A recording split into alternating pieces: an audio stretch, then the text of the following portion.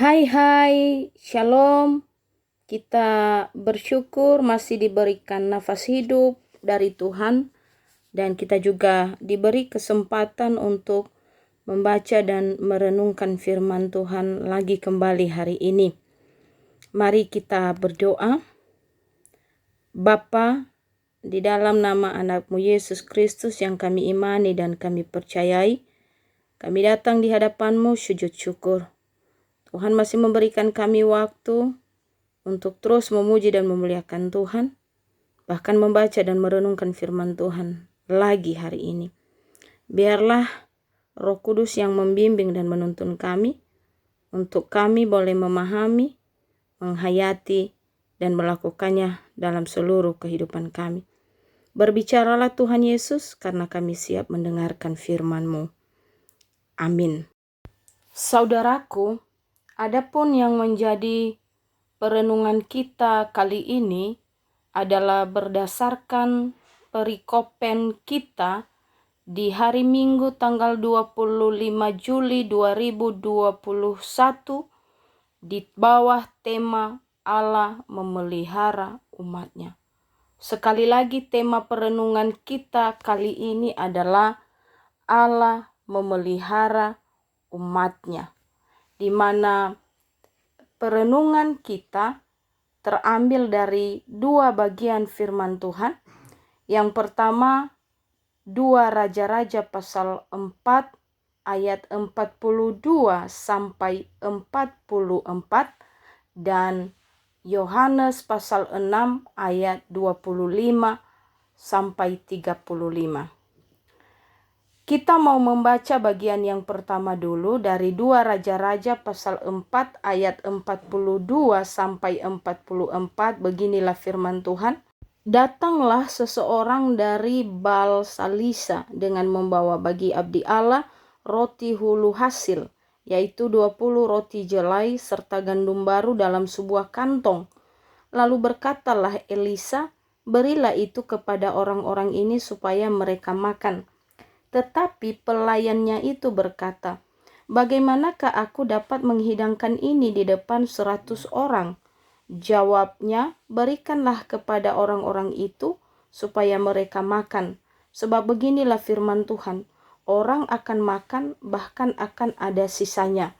Lalu dihidangkannya lah di depan mereka, maka makanlah mereka dan ada sisanya sesuai dengan firman Tuhan.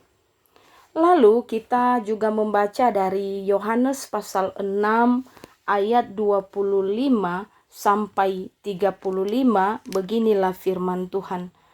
Ketika orang banyak menemukan Yesus di seberang laut itu, mereka berkata kepadanya, Rabi, bila mana engkau tiba di sini? Yesus menjawab mereka, Aku berkata kepadamu, sesungguhnya kamu mencari aku bukan karena kamu telah melihat tanda-tanda, melainkan karena kamu telah makan roti itu dan kamu kenyang.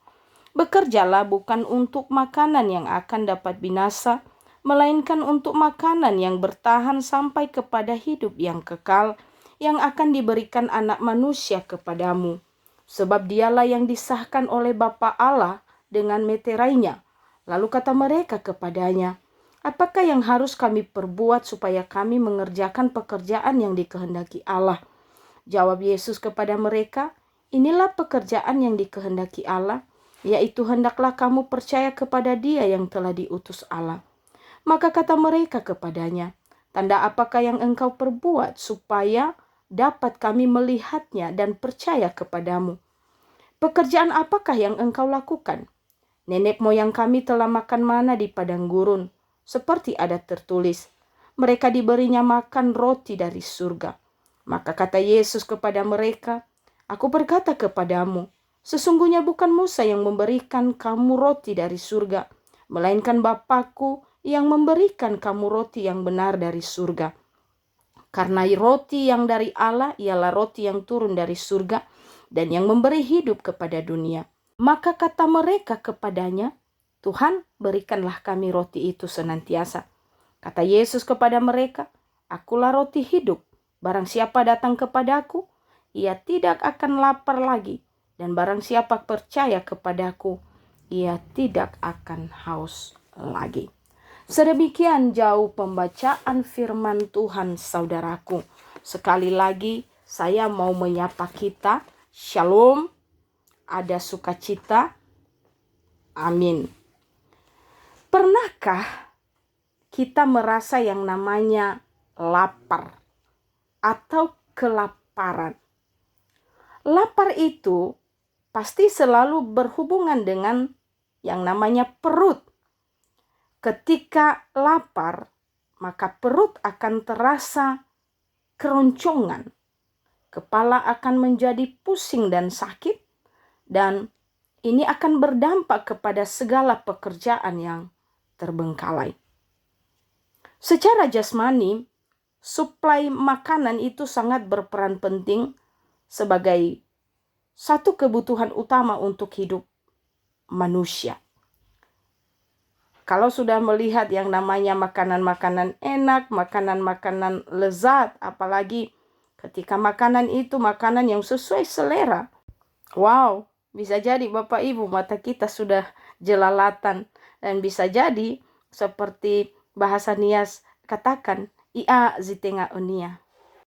Pada bagian renungan kita kali ini, kita disuguhkan menu yang istimewa bagi kita. Sungguh jauh amat sangat berbeda dari suguhan makanan jasmaniah kita sehari-hari, di mana dua bagian firman Tuhan yang menjadi perenungan kita adalah yang pertama tentang mujizat yang dilakukan oleh Nabi Elisa di Gilgal. Ini ada di 2 Raja-Raja pasal 42 sampai 44, dan khususnya diceritakan di ayat 38 tentang bencana kelaparan di Gilgal. Ini memiliki kesamaan atau cerita yang hampir mirip dengan cerita tentang pengalaman Yesus ketika melayani orang-orang yang lapar, yang rasa laparnya telah membawa mereka kepada sikap duniawi yang salah besar, sikap manusiawi yang salah besar. Karena apa? Setelah Yesus memberi makan 5.000 orang, tidak terhitung, tidak termasuk di sana perempuan dan anak-anak, dan beberapa orang yang telah dikenyangkan oleh Yesus itu kembali mencari Yesus di sekitar Danau Galilea. Nah, kalau kita melihat dua cerita ini, maka kita boleh melihat bagaimana mujizat baik yang dilakukan oleh Nabi Elisa dan juga mujizat yang dilakukan oleh Tuhan Yesus semata-mata sebenarnya adalah untuk menunjukkan bagaimana kepedulian Tuhan terhadap umatnya, kasih Tuhan terhadap umatnya, bahkan penyertaan Tuhan terhadap umatnya. Lalu kita akan coba melihat jauh lebih dalam lagi, bahwa khususnya di dalam Yohanes pasal 6 ayat 25 sampai 35, pembicaraan yang terjadi antara Yesus dengan mereka yang datang kembali untuk meminta makan adalah ketika mereka telah menemukan Yesus di Kapernaum. Dan ada 3 kesalahan yang dilakukan oleh orang-orang ini yang mungkin juga menjadi pembelajaran bagi kita bahwa kita bisa saja melakukan itu. Yang pertama adalah melupakan bahwa Allah itu adalah sumber segala yang baik dalam hidup ini. Jadi apa yang terjadi ketika mereka menemukan Yesus kembali dan meminta makanan gratis yang lain lagi secara jasmania? Mereka berdalih, mereka mencari alasan dengan berkisah bagaimana dulu Musa memberi mana untuk Israel setiap hari ketika mereka melintasi padang gurun dalam perjalanan dari Mesir menuju ke tanah perjanjian. Tetapi Yesus menjawab mereka dengan mengoreksi bahwa ada kesalahan dalam statement mereka itu. Yesus mengoreksi kesalahan mereka Bukan Musa yang memberi makanan, bukan Musa yang memberi mana tersebut. Tetapi Allah sendiri sumber dari makanan, Allah sendiri sumber dari mana tersebut untuk bangsa Israel setiap hari.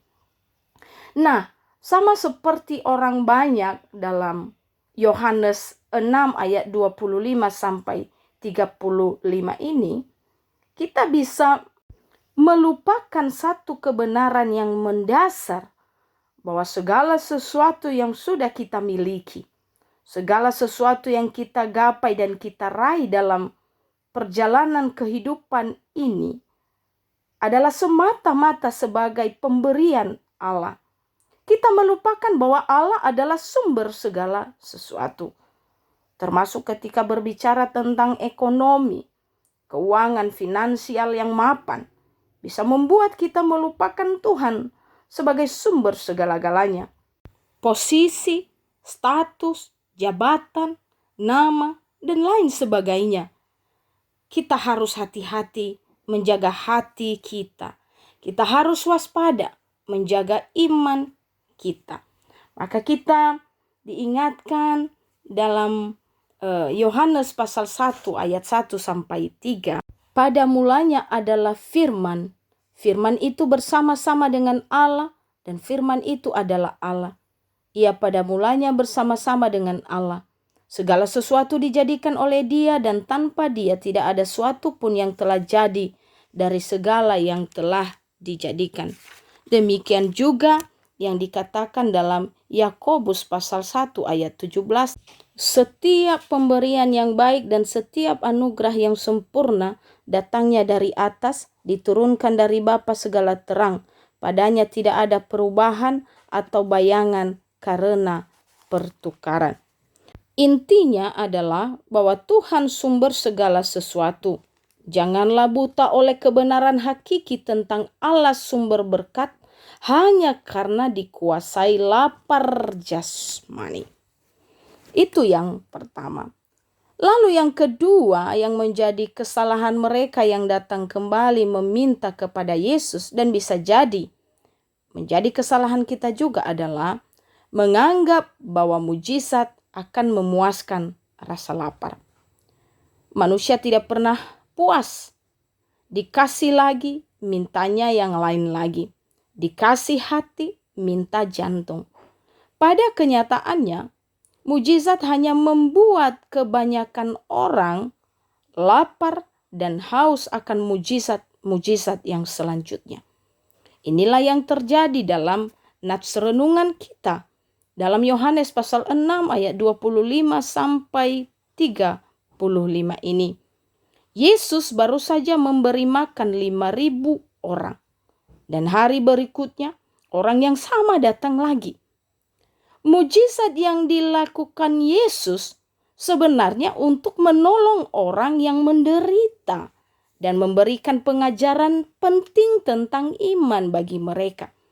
Tetapi apa yang terjadi tidak sesuai dengan yang diharapkan, tidak sesuai dengan ekspektasi.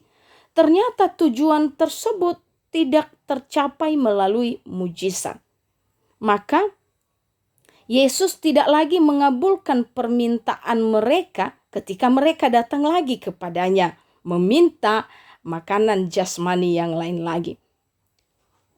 Hal tersebut tidak baik karena mereka hanya terfokus kepada pemberian sebagai persyaratan untuk percaya kepada si pemberi. Ini penting untuk Bapak Ibu dan kita semua garis bawahi. Kenapa Yesus tidak lagi mengabulkan permintaan mereka yang datang untuk meminta makanan jasmani lagi? Karena bagi Yesus itu tidak baik untuk mereka. Karena mereka hanya terfokus kepada pemberian sebagai persyaratan untuk percaya kepada si pemberi. Mujizat mampu membuat orang takjub dan kagum luar biasa. Tetapi sangat jarang membuat orang bisa bertobat, setia, dan taat kepada Yesus Kristus. Maka hanya relasi yang intim dengan roti kehidupan yaitu Yesus Kristuslah yang dapat melakukannya. Maka kita belajar dari kehidupan seorang Nabi Elisa yang memiliki hubungan atau relasi yang intim, yang baik dan intens dengan Tuhan. Saya mencoba mengutip satu bahan renungan. Ada beberapa nilai positif yang bisa diambil dari Nabi Elisa yang notabene merupakan pengganti Nabi Elia.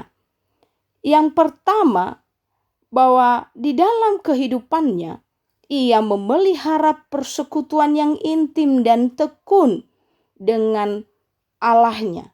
Ia mengenal dan dikenal oleh Allahnya. Lalu yang kedua, sebagai seorang nabi, ia adalah orang yang kudus. Sepenuhnya ia terpisah dari kompromi agama.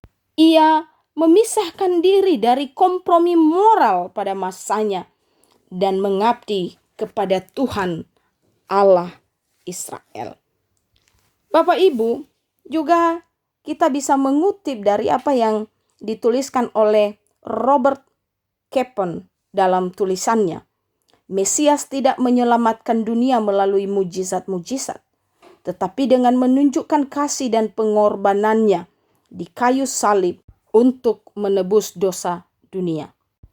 Yesus tidak datang menggunakan tangannya yang ajaib menjadikan roti, tapi dia datang agar setiap tangan dapat menerima tubuhnya yang terpaku dan disalibkan untuk keselamatan dunia. Orang Galilea pada saat itu membutuhkan mujizat, tapi dengan motivasi yang salah. Yang sesungguhnya mereka butuhkan adalah mujizat yang membuat mereka percaya, yang membuat mereka sungguh-sungguh bertobat dan mengakui Yesus itu sebagai juru selamat kehidupan mereka. Sehingga tidak hanya jasmaniah mereka yang terpuaskan, tetapi rohani mereka pun terpuaskan. Keselamatan jiwa dan pengampunan dosa adalah milik mereka. Sehingga bagian kedua ini nanti yang mengantar kita kepada pemahaman kebenaran yang ketiga, yang menjadi kesalahan yang dilakukan orang pada saat itu, yaitu lupa bahwa hakikat utama dari manusia adalah hal yang rohani dan bukan jasmani. Orang-orang pada saat itu hanya mencari kepuasan secara fisik, secara lahiriah, yang menurut mereka bisa membuat mereka makmur dan sejahtera. Tetapi secara kerohanian mengalami kekeringan. Manusia sesungguhnya adalah mahkota ciptaan Tuhan yang segambar dengan Allah, Imago Dei. Manusia adalah ciptaan Tuhan yang paling mulia, yang diciptakan memiliki kelebihan dari ciptaan-ciptaan yang lain. Maka yang membedakan kita dengan ciptaan lain adalah bahwa segala hal-hal jasmania itu tidak dapat memuaskan kita. Manusia diciptakan tidak hanya membutuhkan makanan fisik, tetapi juga membutuhkan makanan rohani. Ketika peristiwa dalam Yohanes 6 itu, saat Yesus mencoba membuat orang banyak yang datang kepadanya mengerti bahwa ada kelaparan yang paling penting dalam hidup selain kelaparan fisik. Dan itu hanya dapat dipuaskan melalui hubungan yang erat dengan Yesus. Lagi-lagi kita kembali mencoba melihat bagaimana kehidupan Nabi Elisa, bagaimana hubungannya dengan Allah yang ia percayai, bahwa di dalam hubungannya dengan Tuhan ada 3 hal, yaitu iman, ketaatan, dan doa. Ada 3 jenis kelaparan yang disampaikan oleh Yesus kepada mereka yang datang kembali kepadanya ini. Yang pertama, kelaparan akan kebenaran.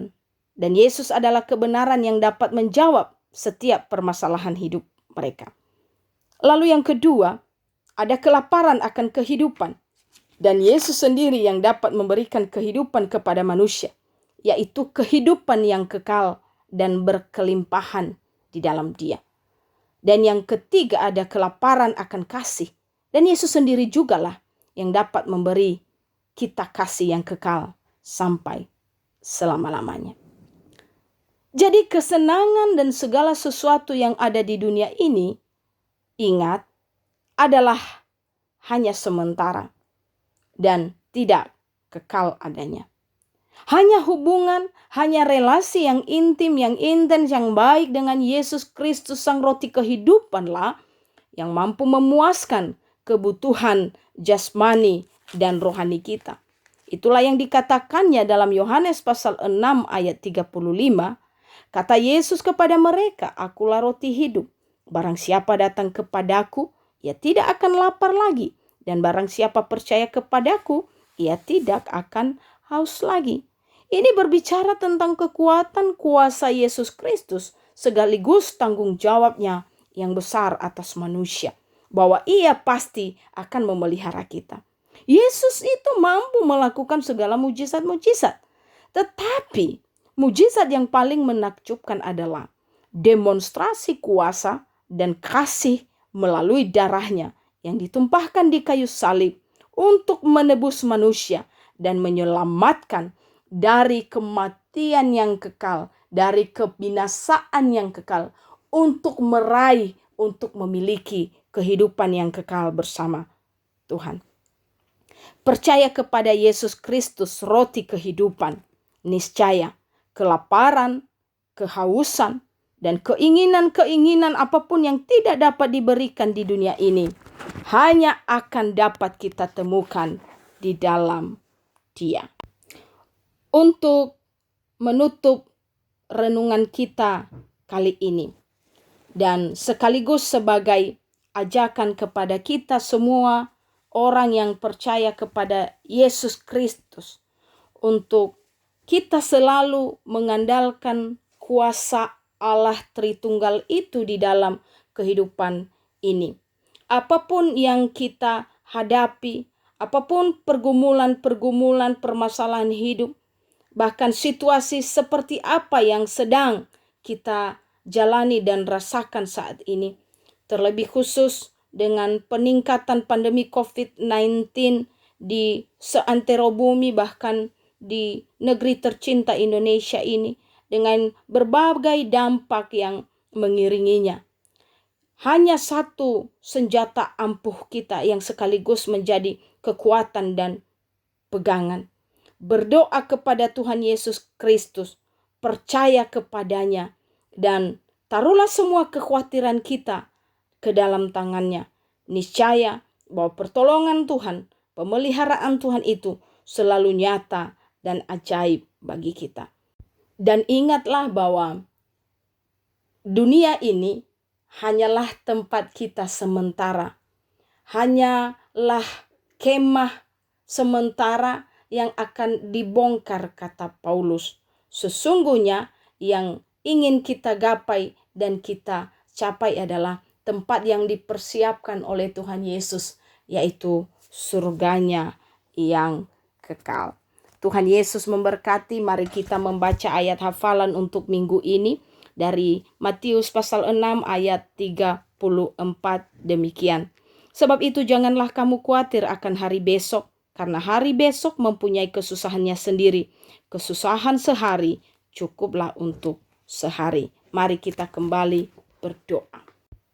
Tuhan Yesus, terima kasih untuk perenungan kami kali ini dalam 2 bagian firman Tuhan. Baik kisah bencana kelaparan di Gilgal dengan mujizat yang dilakukan Nabi Elisa maupun mujizat yang dilakukan oleh Yesus kepada 5.000 orang. Kami percaya Tuhan bahwa ini sebagai pengingat bagi kami bahwa kami jangan hanya terfokus pada hal-hal jasmania, tetapi kami berfokus kepada hal-hal rohania. Kami terfokus kepada Tuhan Sang Sumber Kehidupan, dan semua kekhawatiran kami letakkan di bawah kaki salib Yesus, apalagi dalam kondisi pandemi COVID-19 ini, bahwa sesungguhnya pemelihara yang kami andalkan, pelindung yang selalu kami andalkan hanya Tuhan Yesus. Dalam namamu kami telah berdoa dan mengucap syukur. Amin.